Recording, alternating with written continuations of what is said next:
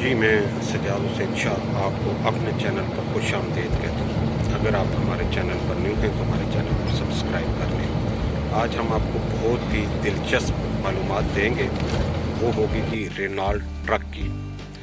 یہ کہانی شروع ہوتی ہے 1877 سے، جب لیوس رینالٹ پیرس میں پیدا ہوئے تو ان کے والد صاحب جو تھے وہ کپڑے کا کام کرتے تھے، کپڑے کے تاجر تھے۔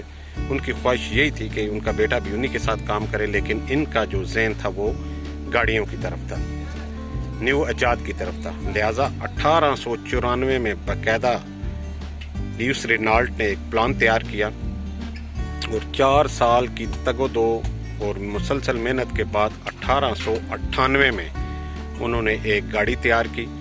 کہنے کو تو وہ گاڑی تھی، لیکن اس کے ٹائر مطلب ہے کہ موٹر سائیکل کی طرح ٹائر تھے، اور اس کے جو انجن کی ہارس پاور تھی وہ 1 ہارس پاور سے بھی کم تھی، 1/4 ہارس پاور تھی۔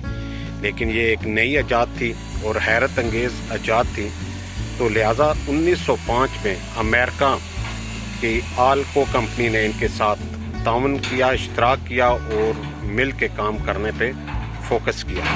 لہٰذا 1915 میں باقاعدہ انہوں نے ٹرک لانچ کیا، مارکیٹ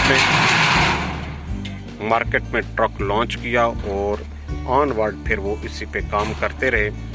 مختلف حالات میں، مختلف ادوار میں یہ لوگ نئی سے نئی ماڈل بناتے رہے، نئے سے نئے ڈیزائن بناتے رہے، اور 2000 کے بعد انہوں نے والوو کے ساتھ اشتراک کیا، اور اس میں جتنی بھی جو نئی گاڑیاں آ رہی ہیں اس میں انہوں نے FH کا انجن استعمال کیا، والوو کا۔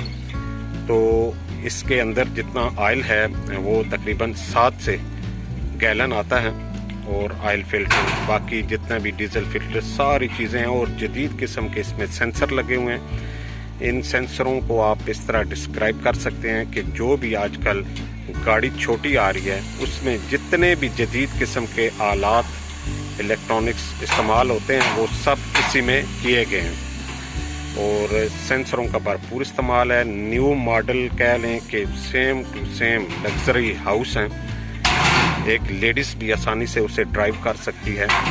بہت ہی نہایت ہی آسان گاڑی بنا دی ہیں، اور ان کے جتنے بھی نیو ماڈل آ رہے ہیں وہ انتہائی خوبصورت ہیں۔ جتنی بھی اس رینالٹ کمپنی کی اس ٹرک کی تعریف کی جائے کم ہے۔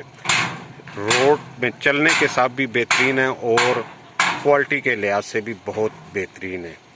میں امید کرتا ہوں کہ آپ کو یہ ہماری ویڈیو اچھی لگے گی، تو اچھی لگے تو لائک کر دیجیے گا۔ ہمیں دیں اجازت، اللہ حافظ۔